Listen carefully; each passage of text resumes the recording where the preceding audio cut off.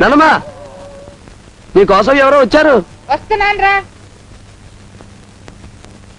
ఎవర్రా వీళ్ళంతా? తుఫాన్లో కొంప గోడు కొట్టుపోయి వచ్చిన వరద బాధితులా, లేకపోతే గుళ్ళు గోపురాల కోసం చందాలకు వచ్చారా? వచ్చింది అలాంటి పని అనుకోండి, కానీ వచ్చింది స్వయంగా మీ అల్లుడు. ఏమిటి మా అల్లుడు వచ్చాడు? కానీ చందాలకు మాత్రం కాదండోయ్, పాత కక్షలన్నీ మర్చిపోయి ఒక మంచి విషయం మిమ్మల్ని అడగాలని వచ్చాడు. మరి పరాయి వాళ్ళగా బయట పంచలో కూర్చొని అడగడం ఎందుకు? లోపలికి వచ్చి మాట్లాడొచ్చుగా. ఇంకా మేము అతన్ని జాతిలోంచి వెలివేయలేదని చెప్పండి. నువ్వు రారా. త్వరగా ఆవిడ చేత ఊ అనిపించవయ్యా, ఉనికిపోతున్నావు. పెద్ద చెరువులో బోదురు కప్పల్లాగా బెకబెకలు ఆడిపోతున్నావు. లోపలికి పద, చదమంటూ ఉంటే.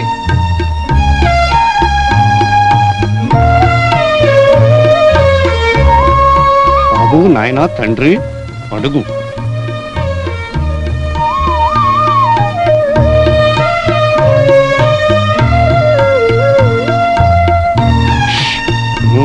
తెగించి అడిగేవయ్యా, అడుగు అడగమంటూ ఉంటే త్వరగా. ఏమిటర్రా తెగ చెవులు ముక్కులు కొడుకుంటున్నారు? అతగాడికి మాటలు నేర్పుతున్నారా ఏమిటి? అది కాదు మంగమ్మ గారు, అమ్మాయి పెద్దదైంది కదా. తాతల కాలం నాడు తాటికాయ పడితే మనవల కాలం నాడు పేరంటం పెట్టిందట అవుతోంది ఇలాంటిది. నీ కూతురు పెద్దదయ్యి ఏడాది పైన అయిందిరా. ఇంకెన్నిసార్లు అవుతుంది పెద్దది? చచ్చాడు, ఇప్పుడన్నా మించిపోయింది లేదు. అడిగే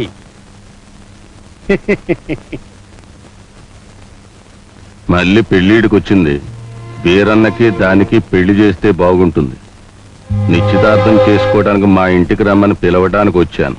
ఓ చూడా పిలుస్తున్నాడు, వెళ్ళిరా. అది మన ఇంటి కూడా చూడ, గడ్డం పట్టుకు బతిపాలితే వెళ్ళదు. కాళ్ళు పట్టుకోమంటే మరి బాగుండదురా. అది ఆయనకి అర్థం అవ్వాలిగా. నువ్వు దూడలతోనూ గోడలతో మాట్లాడకు, నేరుగా ఆవిడతోనే మాట్లాడు.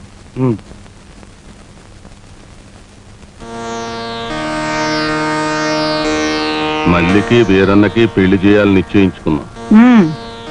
జరిగిందంతా మర్చిపోయి మీ చేతుల మీదుగానే ఈ పెళ్లి జరిపించండి అత్తయ్య గారు.